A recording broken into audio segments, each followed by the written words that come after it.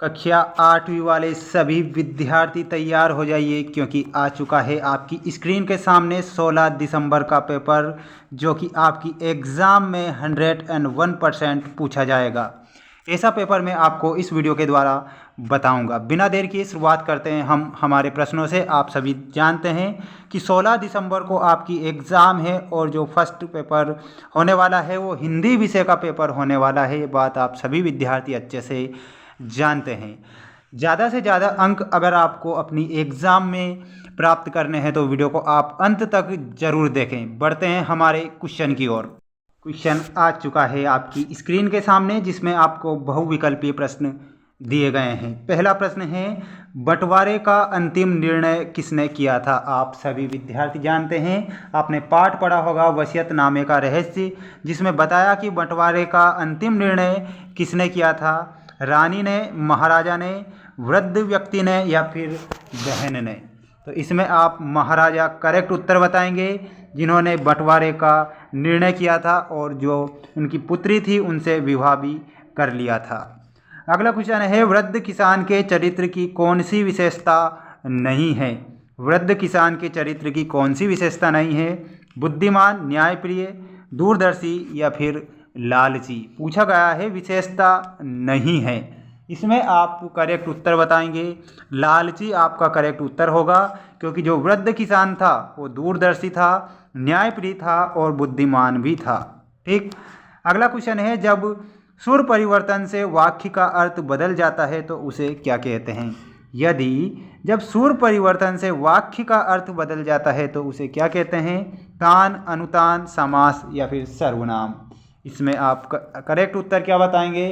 Third में आप अनुतान correct उत्तर बताएंगे। क्वेश्चन पूछा गया था, जब सुर परिवर्तन से वाक्य का अर्थ बदल जाता है उसे अनुतान कहते हैं।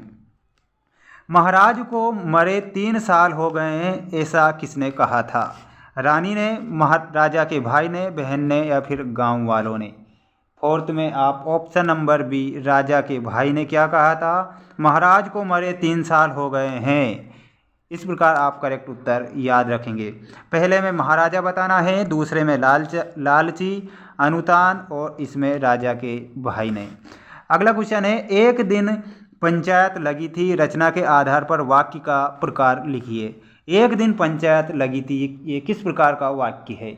इसमें आप संयुक्त वाक्य करेक्ट उत्तर याद रखेंगे। जल्दी से स्क्रीनशॉट ले लीजिए। बढ़ते हैं हम हमारे नेक्स्ट क्वेश्चन की ओर, जो कि आपसे पूछा गया है अति महत्वपूर्ण प्रश्न। राजा और वृद्ध किसान में क्या समानता थी? इसमें बताना है, दोनों बुजुर्ग थे, दोनों न्यायप्रिय थे, दोनों मित्र थे या फिर दोनों भाई थे? 6 में आप बताएंगे दोनों न्यायप्रिय थे। शिष्य गुरु के साथ गए, वाक्य में कारक क्या होगा? कर्म, अपादान, कर्ता या फिर करण? तो इसमें करण करेक्ट करेंगे। युवती शब्द का बहुवचन क्या होगा? युवतियाँ, तो युवतियाँ करेक्ट करें। अगला क्वेश्चन है, जिसमें आपको दिए गए हैं, रिक्त स्थानों की पूर्ति कीजिए में अति महत्वपूर्ण प्रश्न। 19-20 शब्द हैं, 19-20 शब्द हैं, तो ये शब्द युग्म करेक्ट करेंगे। शब्द युग्म आपको लिखना रहेगा। अगला क्वेश्चन है, वृद्ध किसान के कितने पुत्र थे? वृद्ध किसान के 4 पुत्र थे।